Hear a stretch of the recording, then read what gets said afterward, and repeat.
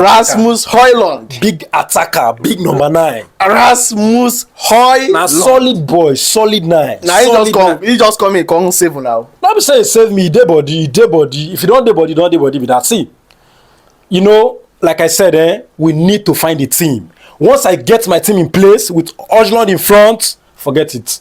I'm sold. So you mean that Hojlund is part of the team that will build this new Manchester United? Is there any number 9 in the Premier League, Ben Haaland, that is better than Hojlund? No, let's be honest. No, look around you.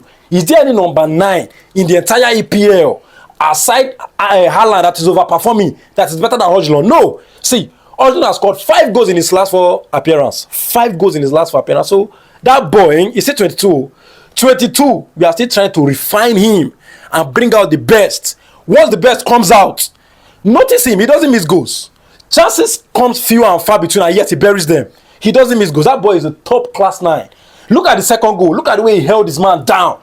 That was such a solid way to score, man. What do they use Ziggy do? Because you know, playing all through the minutes and there is no chance up front. There is no clear chance up front. Here comes Rasmus Hojlund. Yeah. There are chances, and you know, you guys score. He scored 2 goals. That's what we call material. Hojlund is a big material. Once he comes, the gaps opens. You get it. The creators can, you know, see the space to pass into. But somebody like Hojlund, somebody like a Ziggy rather, he's somebody who make the spaces tight. You know why? Because he's a you know, playmaker. He does not make that number 9 role. He does not allow it to appear in the, you know, scheme of things. But somebody like Hojlund is going to push himself forward, and then the chance will come. And in fairness to Ziggy, you get it. I think we are still not playing good enough for, you know, chances to even come in such a massive manner that he will score. Our chances are few.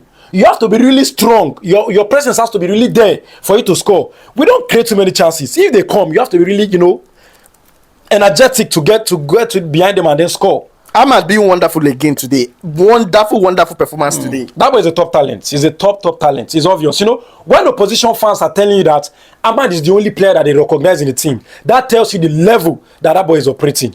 That boy is too good. Ahmad is just too good. Yes, our performance today was not really, you know, altogether all right, but Ahmad still stand out. He stood out among them. He stood out. You know, there are players that when the ball gets to, you are hopeful that something is going to come out of it. And Ahmad is just one of them. Ahmad is one of them. All right, let's talk about Onana's mistake today. How do you feel about that mistake recklessly?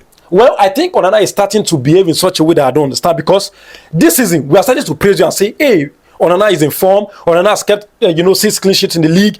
Why are you trying to regress? Why are you trying to throw yourself out of form? It does not make any sense. The shots from this guy over the weekend is savable. You understand? That shot was savable. He missed out on it.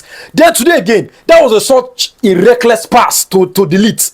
You could see that delete was already being pressed from behind. You saw what was happening behind him. Why pass to that space again? You know, the more you make errors, the less confidence you have, and then the less ability you have to perform. Onana is somebody who we know that didn't have the finest first season, so he's only started to build confidence. He is supposed to be very careful with the way he make errors so that he does not dwindle his confidence again. I don't just know what's wrong with that guy. Hopefully, this is the last of his errors. You get it, please. We are conceding goals these days, and those goals shouldn't be coming from errors. You get it? If they are playing us and they are scoring, we know that okay, we need to level up and then try to perform, but not errors from us, not forced errors, please. We shouldn't allow it. Rashford is having, I don't know what to call it again, but today again he didn't add anything to the game. Is this a cement adding to what the news we are hearing? Well, when you're substituted 56, 59, 60 minutes into the second half, that should tell you something about your position in the team.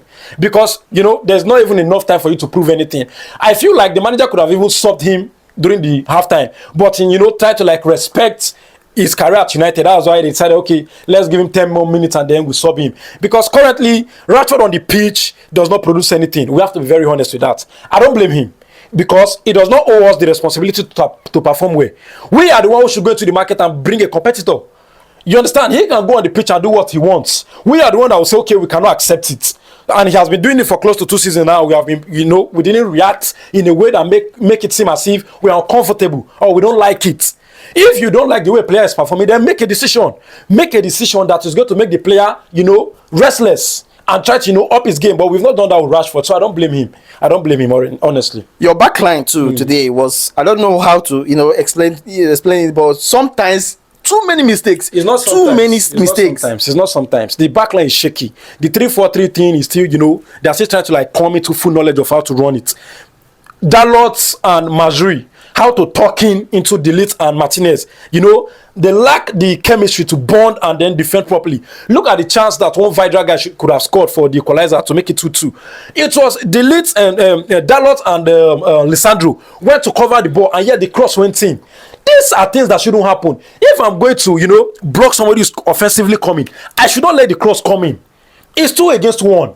We should be be very intentional about winning the ball back. Not just trying to, go around who is holding it. When you want to go and mark the ball, be intentional about winning it. That's the only way I believe that you can make the right tackles. That's just it. All right, so let's talk about your midfield today. Bruno and Casemiro and the other guy, doing their thing today. But it doesn't seem the midfield is not coherent. It's not together. The passes, the midfield it's as if we have strangers playing together. Yeah, exactly. None of them knows the movement of the other person, even with or without the ball. It's like, let us play to the next available person. Nobody's really, making it sleek.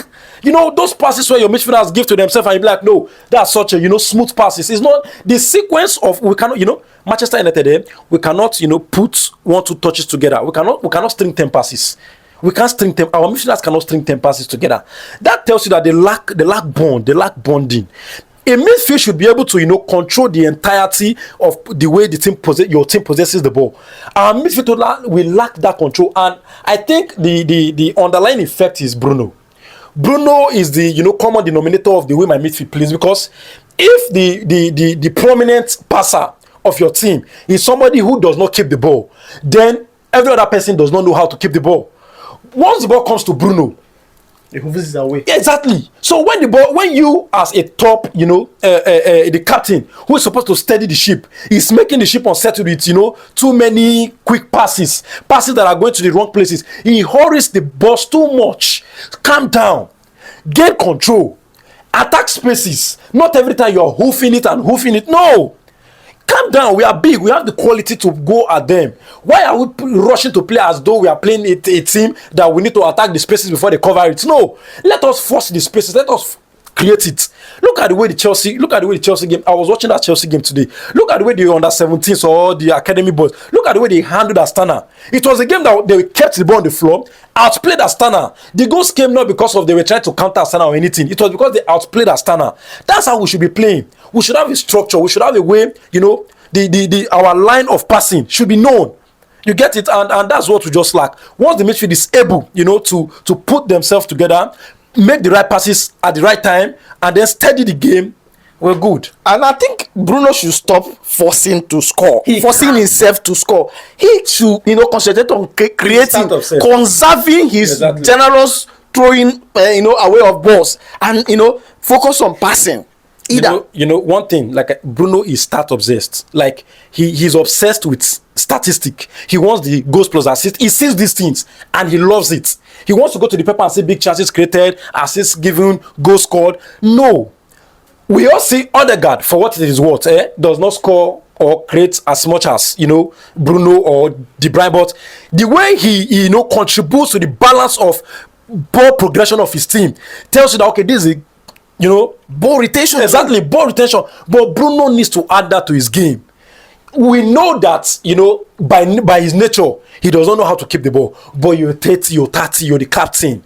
You are the one who is supposed to control the tempo, control the possession and everything. But it's lacking. And once you can't keep the ball, you're done. You're dead. The opponent is going to come at you at every opportunity. We are not supposed to be playing, I don't know how to even put it, we are holding the ball to attack. Viktoria Pizen is collecting it and attacking us. End-to-end football with Viktoria Pizen. Does not make any sense. We are the big team. We should control Pizen, control the game. But anyway, fair win. Ruben Amorim needs this win. Especially we are going to the, Manchester derby over the weekend. We cannot go with a low confidence. So this win, the fact that we even come from behind shows that the boys can, you know, pick it from here and deliver on Sunday. All right. So, what's your final thought of the game? Well, I think Ruben should still try to, you know, train an 11 that knows themselves well. We are playing, our football is too scattered. It's too scattered. You cannot watch United game and be entertained. We have to be very fair. We are not entertained. The win came here, but how entertaining was it? It was something, it was a nail-biting win. You know, we had our tongue in our cheek the whole time. We're really comfortable. We need to be watching games comfortably. That's just what Ruben should, you know, try to, you know, inculcate the control and everything. Get an 11 that knows themselves and then get the win, and we are good. And always start Hojlund. I feel like he could have started Hojlund today, but he feels like the boy is really good and he wants to reserve the energy for the City game. I think that's the only reason why he didn't start him. All right. All right. Thank you so much for your time. Yeah, sure, Thank you. welcome. Yeah.